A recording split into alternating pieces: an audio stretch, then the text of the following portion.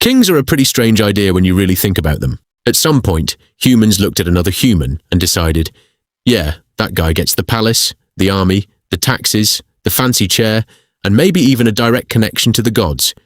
And somehow, everyone else was expected to go along with it. But for most of human history, kings didn't exist. For thousands of generations, humans lived in relatively small communities. If someone became too bossy or started acting like everyone else existed to serve him, people had options. They could ignore him, mock him, refuse to cooperate, or simply leave. And that's important. If everyone can pack up and walk away, it's pretty hard to become a permanent ruler. So, how did we go from "don't tell me what to do" to "your majesty"? The answer wasn't one brilliant invention. Kings appeared when several things humans had already invented started coming together. Permanent settlements, stored food, wealth, warfare, religion, and inheritance. And the first big change was surprisingly simple. Humans stopped moving around. As people began settling in the same places, they started building houses, growing crops, raising animals, and storing food. That created something hunter-gatherers had far less of: wealth that couldn't easily be carried away. A field couldn't be picked up and taken somewhere else. Neither could a granary. Neither could a herd, a house, or land that your family had spent generations working. Suddenly, leaving wasn't so easy, and once wealth could stay in one place, it could also accumulate. Imagine one family has several good harvests, while another has a terrible year. The successful family can lend them grain, trade food for labor, acquire animals, arrange marriages, and build relationships that give them more influence. Nobody has invented a king yet, but the ingredients are starting to appear. As settlements grew, people also needed someone to organize things. Who maintains the irrigation? Who protects the food? Who settles disputes? Who organizes a giant construction project? Who leads when another settlement attacks? At first, leadership could be temporary.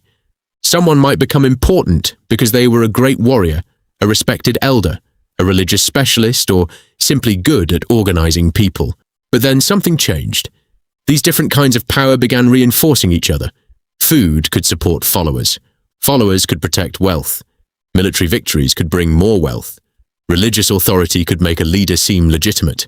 Marriage could connect powerful families. And eventually, children could inherit all of it. That's when power became sticky. Then came one of the biggest accelerators of all: war. Permanent settlements were valuable targets. Grain could be stolen. Animals could be captured. Land and water could be fought over. A successful war leader could gather followers, control resources, and gain enormous prestige. If he won enough battles, temporary military leadership could become something much more permanent. And by around 3200 BCE, we can see this transformation becoming especially clear in southern Mesopotamia. Cities like Uruk had grown enormously compared with earlier villages. There were specialized workers, temples, administrators, trade networks, massive construction projects, and far too many people to keep track of everything through memory alone. So humans began writing things down, and some of the earliest writing wasn't epic poetry. It was paperwork, grain, animals, workers, rations, officials. In other words, civilization invented bureaucracy before it perfected literature. Over the following centuries, cities such as Ur, Kish, Lagash, and Uruk became powerful political centers. Rulers appeared in inscriptions. Warfare became common, and elite graves displayed incredible wealth. The royal cemetery at Ur contained gold, silver, lapis lazuli, weapons, musical instruments, and other luxury goods. The message was pretty clear: some people were very, very important. But there was still a problem. Why should everyone else accept that? This is where religion became incredibly useful. A ruler could claim that the gods had chosen him. Suddenly, obedience wasn't just about soldiers standing nearby. It was part of the natural order of the universe. The famous Sumerian king list even presents kingship as something that descended from heaven. That's some pretty effective political marketing. Instead of saying, "My family took power," the message becomes, "The gods gave us power."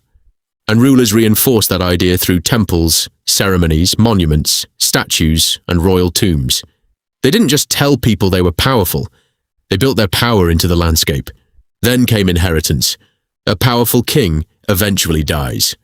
That's a problem if your entire system depends on one person. But if his son inherits the throne, The system doesn't have to die with him. The son inherits the title, the wealth, the followers, the alliances, the institutions, and most importantly, the story explaining why his family belongs at the top. And this was the real breakthrough. The ruler could die.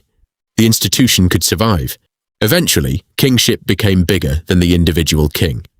The army continued. The bureaucracy continued. The temples continued. The taxes continued. And another member of the same dynasty could simply step into the same role. So kings probably weren't invented by one ambitious man who woke up and said, "I think I'll become king today."